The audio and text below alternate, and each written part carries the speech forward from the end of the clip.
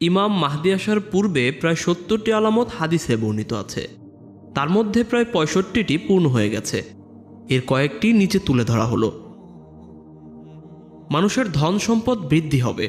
মানুষ চুলে কলব ব্যবহার করবে। ঘন ঘন ভূমিকম্প হবে। বিনা বিচারে হত্যাকাণ্ড বেড়ে যাবে। ঘন ঘন বাজার বসবে এবং মহিলারা সর্বপ্রথম সেখানে ঢুকবে। মহিলারা পণ্য হবে তথা তাদেরকে দিয়ে দোকানে বসানো সহ বিভিন্ন অ্যাডভার্টাইজিং করানো হবে। পুরুষের তুলনায় মহিলাদের সংখ্যা বৃদ্ধি পাবে। এছাড়াও রয়েছে ঘন ঘন বজ্রপাত হবে। বিভিন্ন এলাকার মানুষের যখন পরস্পরের সাথে দেখা হবে, তারা বলবে, গত বজ্রপাতে তোমাদের এলাকায় কতজন মারা গেছে। সুদের ছড়াছড়ি হবে। দুর্নীতি বেড়ে যাবে। কোনো অপরাধে শাস্তি কায়েম হবে না। জিনা, ব্যভিচার, প্রেম, ভালোবাসা, অবৈধ সম্পর্ক, পরকীয়া বেড়ে যাবে। সময় দ্রুত চলে যাবে, বরকত কমে যাবে। গান বাজনা ব্যাপক বৃদ্ধি পাবে এবং তাকে হালাল মনে করা হবে। মদ্যপান বেড়ে যাবে এবং তা অন্য নামে বিক্রি হবে। কাফের শাসকদেরকে বন্ধু বানানো হবে। অযোগ্য ব্যক্তির হাতে ক্ষমতা থাকবে। সমাজ, পরিবার, রাষ্ট্র, প্রায় সব জায়গায় নারীর কর্তৃত্ব থাকবে। নামে মাত্র মুসলিম থাকবে। পাপকে পাপ না মনে করে আনন্দ করবে। বেশি পরিমাণে বিদআত বৃদ্ধি পাবে।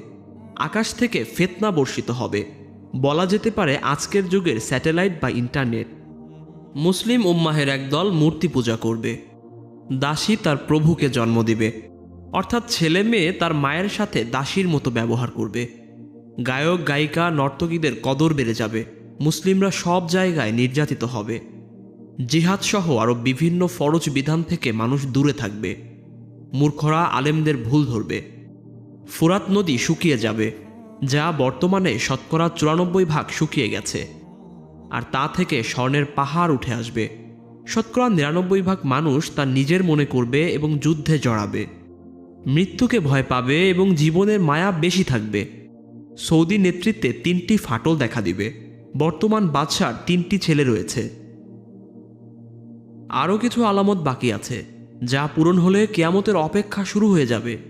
আলেমদের থেকে ইলম উঠিয়ে নেওয়া হবে। কারীদের থেকে তেলাওয়াত উঠিয়ে নিয়ে যাবে। কোরআনের লেখা মুছে যাবে।